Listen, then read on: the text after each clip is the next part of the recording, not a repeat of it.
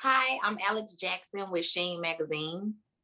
Hi, how are you? Hi, how you doing, Hi. Taylour and Riley? Hi, how are you? Hi, how are you all doing? I just want to let y'all know this movie was hilarious. It was so funny. It was so funny.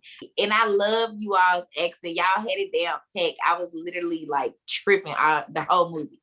I want to know from Zola, from the movie Zola Story, do you feel like you all captured the perception you gave us via Twitter a few years ago?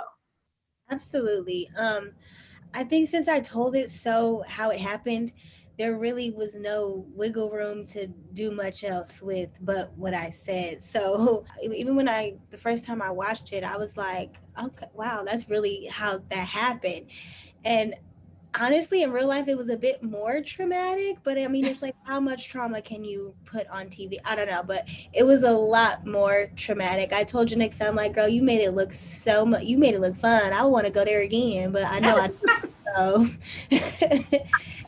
If this movie was a rap song, would it be a Meg the Stallion song or would it be a City Girl song? Ooh. Oh, I would say Megan. Taylour, what you think? Meg or City Girl? I think it's City Girls because it's kind of like, you really got me fucked up, you know? And it's like, I guess it's character to character, really. Yeah. yeah, So what City Girl song would you say, Taylour?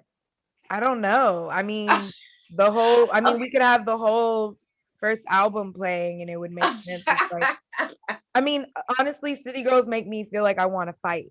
So, Oh wow. and Zola definitely wanted to get down. you know what I mean? Like, after things went left, she was like, y'all got me effed up. We all saw this story on Twitter. It went viral. Everybody was like, this can't be true. So what made you all want to, move this from Twitter to internet to the big screen? It read like a movie to me. And on first read, my gut just said, you have to make this movie. And I didn't ask myself any other questions. I just knew, okay, well, I have to make it. And the reason I had to was because I felt I was the best director to protect this Black woman's narrative, and that I was willing to stick with it. It is not easy to get a movie made, and there are a lot of highs, but there are also a lot of lows. And I was willing to stick it out. I knew that I had the right kind of spirit to last. And if it was going to take us 5 years, 10 years, 15 years, that I was still going to be there. And I think that, to that point, I think that what was really exciting about doing the story with Janixa was the fact that like it felt like something that had never been done before, right? Like I had never seen a movie like this before. And the fact that Janix and I both had read this screenplay or these tweets differently and had such similar versions of the movie in our head, versions of the movie that aligned, I think, with a lot of Asian sensibilities, which I discovered once I realized she liked Deb Hines. I was like, oh, she's an indie girl. Like the minute I saw her in that salon video, I was like, this is right. This is an indie flick kind of vibe. Like, that was when I knew I had to be a part of this, and that I was so grateful that Jay wanted me there, because like we were the people who were seeing the world, I think, in a similar manner to Asia. So Zola, she told us on Twitter that, she called this the hoeism story. And I feel like every lady has that one hoeism story maybe in their past. Do y'all particularly have a hoeism story from your past you might want to share with me? I mean, I have plenty of hoeism stories, but I don't know if I should share them. I have too many. You don't have one that's a little PG. Maybe you could share a little bit with us. PG. What's a PG I feel like I haven't like done my hoeism stories yet, but I'll get back to you. The night and life is still young. Okay, still young. The life is still young. Life is always young. And I researched and I saw everybody had a different story. Zola had a different story. Jessica had a different story. And then we had Jared, which his name is Derek on the movie, but Jared had a different story. Who do you think had the most truth in their story? I mean, I feel like our movie is betting on Zola. Mhm. You know, it's kind of her Tales. take. Yeah.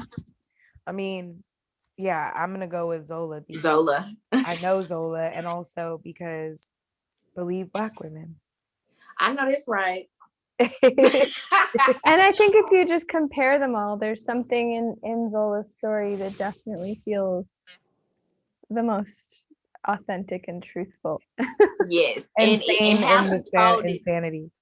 Yeah. And how she told it was very, very funny. Right. And my last question, I wanted to know, Zola, do you have any more hoeism stories? And if so, do you plan on giving us a hoeism TV series, hoeism book tales? I mean, girl, I live a hoeism life, so I have stories for days. I mean, like, that's not even the most exciting one. Like, they just don't stop. Working in sex work for 5-6 years, I have met some characters, I will call them. So, I mean, yeah, the material doesn't stop. I mean, I'm ready. Like, whatever happens. Call me. Okay, and will. Well, thanks for speaking with me, and hopefully I'll be able to tune in to them hoeism stories because they funny, girl. Yes.